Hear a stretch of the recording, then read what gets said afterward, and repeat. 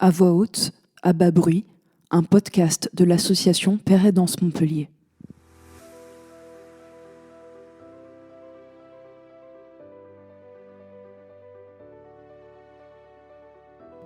Bonjour à toutes et tous. Ce podcast est un lieu de libération de la parole des concernés par la psychiatrie et les troubles psychiques. Nous souhaitons déstigmatiser et avoir le point de vue de celles et ceux qui se retrouvent exclus. Ce sont des témoignages et des échanges pour nous reconstruire et affirmer nos existences. Nos propos sont subjectifs et ne prétendent pas refléter une vérité absolue. Nous vous prévenons que certains moments de ce podcast peuvent être délicats à écouter et déclencher des réactions émotionnelles. Nous espérons que ce podcast vous inspirera ou vous donnera des informations sur les troubles psychiques et nous vous souhaitons à tous une très bonne écoute. Dans cette partie 2 sur l'épisode psychotique, Léopold, Lucas et Sylvain nous expliqueront leur délire et comment ils en ont pris conscience. Donc moi c'est Léopold, j'ai 28 ans. Je vis avec la schizophrénie depuis 10 ans. Dans la vie je suis prof de surf skate et je fais de la pub pour des marques de surf skate.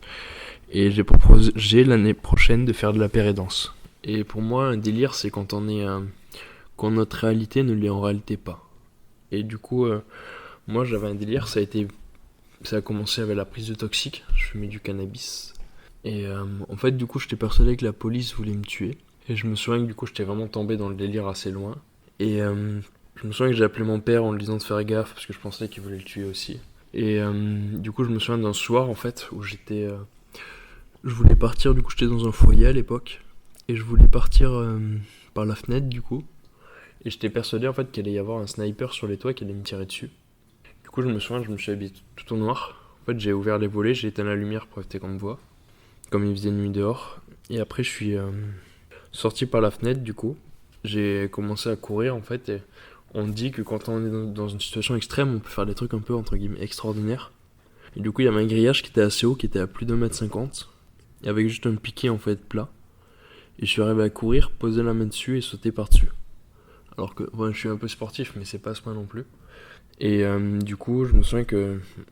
Du coup, après, je courais, quand je traversais la route, j'étais persuadé que j'allais me prendre une balle dans la tête. Mais j'étais vraiment persuadé. Bon, je me suis bien entendu pas pris de balle dans la tête vu qu'il y avait personne, mais... Et je me suis heureusement pas mis en danger. Du coup, voilà, c'était un peu mon plus gros délire. Après, j'ai eu des débuts de délire, mais que je suis arrivé à gérer. Là, en fait, j'ai souvent tendance à parler de mes pieds, quand je parle des délires. Ou de dire, mettons, j'ai 3 orteils dans le délire en fait, où j'ai un pied dans le délire, un pied dans la réalité. Et en fait du coup là c'était au moment là où je pensais que la police voulait me tuer, j'avais les 2 pieds dedans pour pas dire les 2 mains avec quoi. Après il y a des moments des fois où j'ai 1 ou 2 orteils dedans on va dire, du coup je prends pas spécialement mon si besoin, mais juste je reprends, je fais des trucs qui me font plaisir et j'essaie de un peu me raisonner. Et du coup souvent ça se passe bien comme ça et s'il y a vraiment besoin, je prends un traitement de si besoin. Et ça m'aide, et voilà. Et sinon, ça va, ça fait longtemps que j'ai pas eu de délire. Tant mieux, je touche du bois, et voilà. Alors, je m'appelle Lucas, j'ai 22 ans. Je souffre de stress post-traumatique depuis approximativement 3 ans. Et là, je finis mes études dans l'informatique. Donc, j'ai été un ancien consommateur de cannabis, donc régulier. Voilà, du matin au soir, et quand je travaillais, c'était que le soir. Et j'avais des mauvaises fréquentations. Donc des personnes qui n'étaient pas du tout fréquentables et donc j'avais une certaine crainte vis-à-vis d'eux. Et donc à un moment je m'étais fait tromper par une ex-copine et j'ai noyé mon chagrin dans le cannabis, on va dire. Et donc j'ai beaucoup fumé et là j'ai eu une sorte de paranoïa où j'ai cru que mes amis du coup allaient se retourner contre moi et allaient me tirer dessus ou préparer un plan pour me faire du mal, tout simplement, me torturer ou autre. Et je suis parti super loin, ça a duré 2 mois. Donc 2 mois dans ce délire-là, 2-3 mois. Et donc voilà, j'ai marché du Cress, donc mon ancien appartement, j'ai marché du Cress jusqu'au Polygone et je me suis caché dans les poubelles voilà, pour être sûr qu'on me trouve pas. Et après, c'est la police qui est venue me récupérer, qui ont vu que je n'étais pas dans un état normal. Ils m'ont emmené donc dans une chambre. Je saurais pas dire ce que c'est, je l'ai vu qu'une seule fois et j'étais pas dans mon état normal et je me suis montré violent parce que je voulais partir. Je voulais partir, je voulais être libre et je croyais que justement ils étaient en rapport avec eux, qu'ils étaient dans le même groupe. Et donc après ils m'ont emmené dans... Enfin, après ça a continué et je voyais, enfin pour moi tout était un signe en fait. J'allais voir une chose tomber, je me suis dit bon c'est un signe tout ça et je pense que c'est de la paranoïa, enfin oui c'est de la paranoïa et ça m'a provoqué un traumatisme sans forcément que des gens m'aient traumatisé. En fait c'est mon cerveau qui s'est traumatisé tout seul. Donc j'ai un stress post-traumatique, je ne l'ai pas précisé dans l'enregistrement précédent. Donc ce que je fais lorsque j'ai beaucoup de stress, c'est que je vais affronter les problèmes à la source, ce qui veut dire que quand je me dis une personne me regarde mal, peut-être qu'elle pense quelque chose par rapport à moi, bah, je vais lui poser la question directement, sauf si c'est un inconnu ou une inconnue. Là, je vais me dire, bon, pourquoi est-ce que cette personne m'en voudrait, pourquoi est-ce qu'elle penserait des choses négatives sur moi, enfin, je rationalise en fait les événements. Et sinon, ce que je fais, c'est quand je stresse beaucoup, c'est que je vais cuisiner ou faire le ménage, enfin faire des choses qui vont éviter de me faire penser, trop réfléchir, parce que malheureusement, les angoisses, c'est un cercle vicieux où quand on est dedans, c'est difficile de s'en sortir, et après, il y a une avalanche d'angoisse qui se met en route. Et là, c'est compliqué, très compliqué. Donc je fais en sorte vraiment de sortir du cercle vicieux des angoisses. Oui, salut, moi c'est Sylvain Massat. Je suis en psychiatrie depuis maintenant près de 32 ans.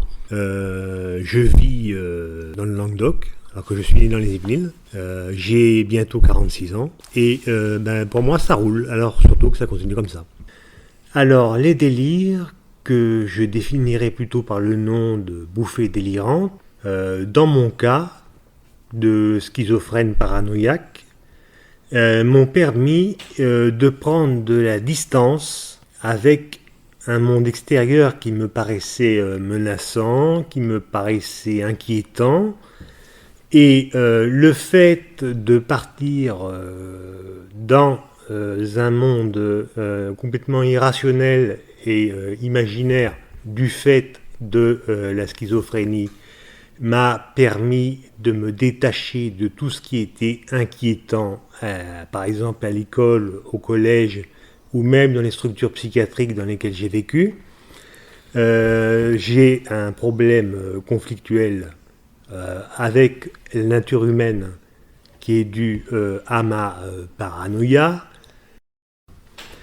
Donc, le bonheur psychédélique, en quelque sorte, que produit la schizophrénie est contrebalancé par le délire de persécution paranoïaque qui fait que, à terme, ça crée un certain équilibre, voire une certaine stabilité.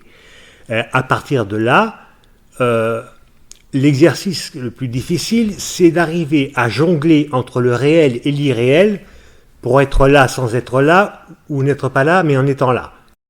Mais l'essentiel, c'est de considérer que ce type de fonctionnement schizophrénique peut être une aubaine qui permet, en tout cas pour moi, ça m'a évité d'éviter de tomber dans l'alcool ou dans la dépendance à des substances, parce que je n'avais pas besoin de fuir avec des produits, puisque je fuyais déjà naturellement.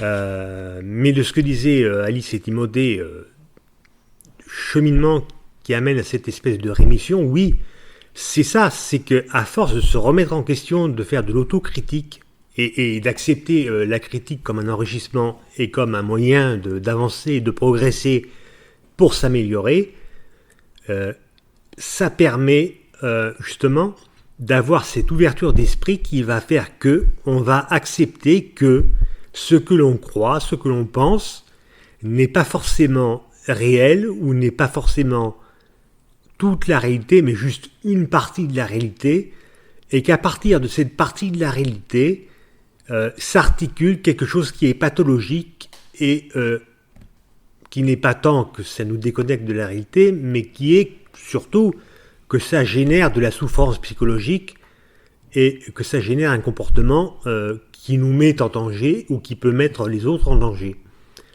Ce qui est important, c'est qu'il faut toujours avoir cette volonté, non pas de rejeter le réel, aussi inquiétant soit-il, mais de vouloir comprendre ce qui ne va pas. Et pour ce faire, il ne faut pas hésiter à se remettre en question, qui fait que on arrive avec un handicap lourd, vu que j'ai été diagnostiqué à 60%, à quand même s'inscrire dans la réalité. C'est d'arriver à inscrire son monde imaginaire que l'on considère comme un style de vie, que l'on considère comme quelque chose de juste, que l'on considère comme quelque chose qui n'est pas mauvais ou honteux, mais qu'on va essayer d'intégrer à la réalité. C'est-à-dire qu'on part d'un monde imaginaire qui n'a rien à voir avec l'ordre établi, et qu'en utilisant les fonctionnements de l'ordre établi, comme ça peut être la loi, la médecine, les règles dans un club ou autre, eh bien, on adapte, ou plutôt, on adapte non pas son monde à la réalité comme on devrait le faire quand on est sain d'esprit, mais quand on n'est pas sain d'esprit, on adapte la réalité à son monde. Ce qui peut occasionner des problèmes d'incompréhension et éventuellement de rejet, évidemment, parce que vous n'êtes pas comme tout le monde, et vous le revendiquez, ça peut très mal se passer.